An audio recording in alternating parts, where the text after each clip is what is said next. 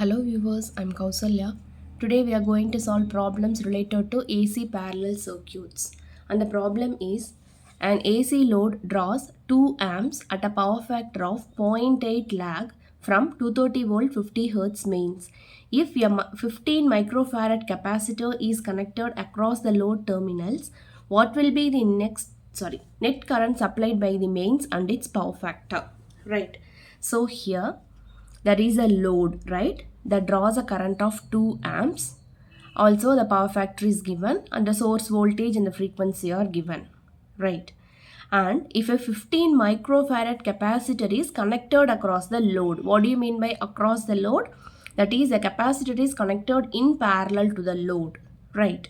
In that case, what will be the net current supplied by the main? That is, what is the current, okay, total current I supplied from the supply and its power factor, right. So this is our diagram. This is your load and there is a capacitor C which is connected in parallel, right, and both are connected to a 230 volt 50 hertz supply. So what are all the given datas here? The load current is 2 amps and the power factor is lagging by, and the value is 0.8 and the capacitor is 15 microfarad, right. So here cos pi is equal to 0.8.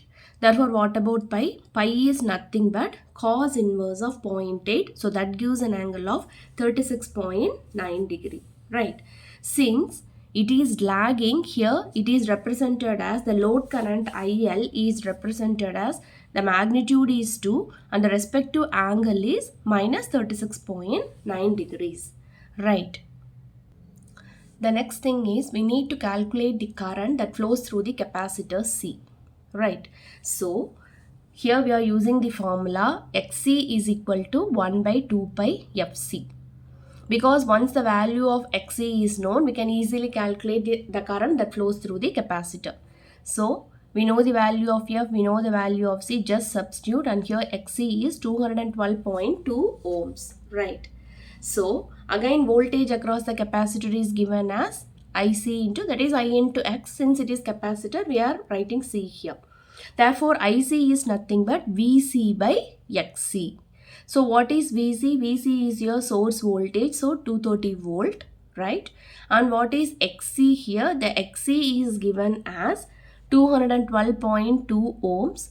Since it is a capacitor, here we are including minus j, or else you can directly write it as 212.2 with an angle of 90 degrees, right, minus 90 degrees.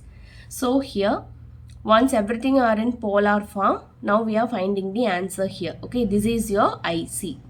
Now we are going to write the expression for net current, that is I is equal to IL, okay, IL plus IC, right. So here what is the value of IL? IL is with a magnitude of 2 and an angle minus 36.9, and here IC is 1.084 with an angle of 90 degrees, right. Now just we have to add, right, which cannot be done in polar form. So here we are converting this to rectangular form. So once you convert to rectangular form, here the value of current is 1.6 minus j.116. So here this is the value of current, okay, total current supplied from the source. So what about the power factor? Here the power factor is cos of this pi. So that gives the answer of 0.998. Since here it is with a negative sign, again the power factor is lagging, right.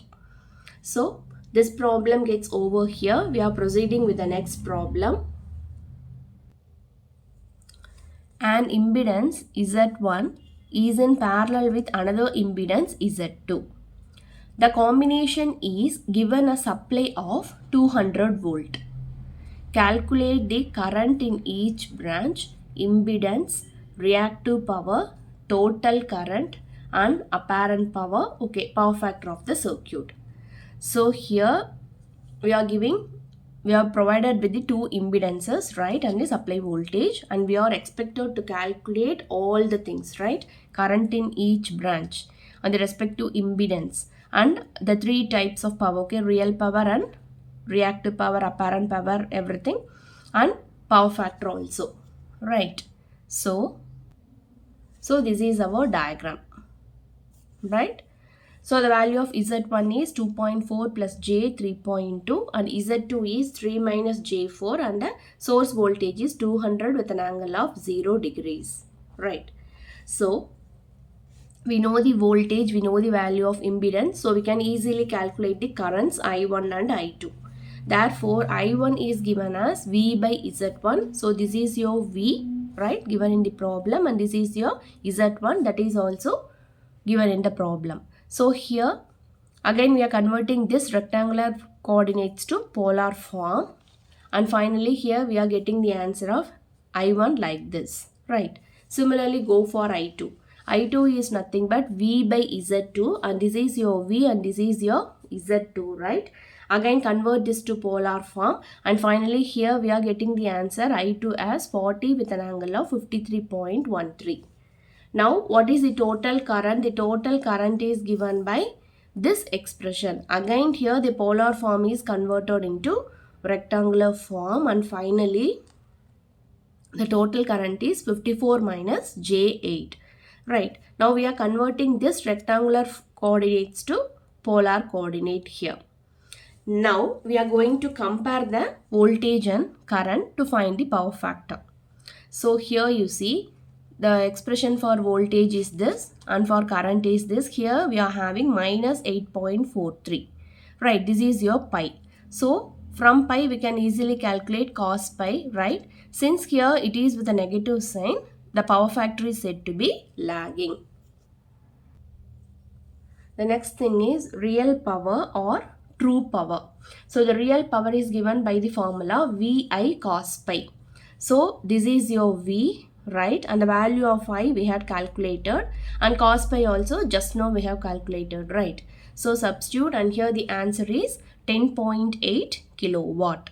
And the next one is reactive power. It is given by VI sin pi. Again we know VI and pi, right? Just substitute the values here. And here the final answer is 1.601 kVAR, okay, kilovolt ampere reactive. And the next thing is apparent power. It is given by V into I. So here the answer is 10.9 kVA, right? Now we are going to calculate the total impedance. Here we are having two impedances in parallel, right? So we can calculate impedance by two methods. You see here, first we are proceeding with the Ohm's law, okay, V equal to IR. So here V equal to IZ. So Z is nothing but V by I. The value of V we know, and again the value of I also we know, right? So substitute here, and once you solve, we are getting the total impedance as 3.623 plus J.54, right? The other way to calculate the total impedance is the normal formula, that is Z1 is parallel to Z2, therefore Z1 into Z2 divided by Z1 plus Z2, right? So here just substitute the values of Z1, Z2 and here also, right? So once you solve here, you see, again we are ending up with the final answer same like this, 3.663 with an angle of 8.43 degrees, right? You can choose any method. So this problem gets over here. If you have any doubt, let me know in the comment section. Thank you.